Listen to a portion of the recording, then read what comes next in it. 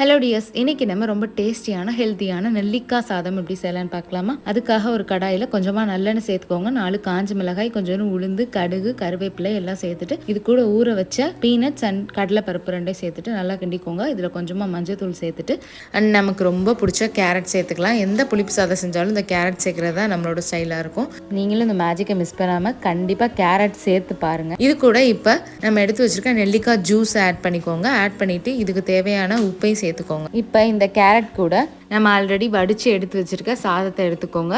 சாதம் ரொம்ப குழஞ்சிராமல் கொஞ்சம் உதிரி உதிரியாக இருக்க மாதிரி பார்த்துக்கோங்க. அப்போ தான் வெரைட்டி ரைஸ்க்கு ரொம்ப நல்லாயிருக்கும். இப்போ இந்த சாதத்தை எடுத்துகிட்டு இது கூட சேர்த்து நல்லா மிக்ஸ் பண்ணதுக்கப்புறமா ஃபைனலாக ஒரே ஒரு ஸ்பூன் நல்லெண்ணெய் சேர்த்துட்டு சர்வ் பண்ணுங்கள். இது கூட பொட்டேட்டோ ஃப்ரை, வடகம், முருகாய் எது வச்சு சாப்பிட்டாலும் சூப்பராக இருக்கும். நல்லா ஹெல்த்தியாக செஞ்சு சாப்பிட்டு மறக்காமல் நம்ம சேனலை சப்ஸ்கிரைப் பண்ணிக்கோங்க. அண்ட் உங்கள் ஃப்ரெண்ட்ஸ் கிட்டையும் இதை ஷேர் பண்ணிக்கோங்க.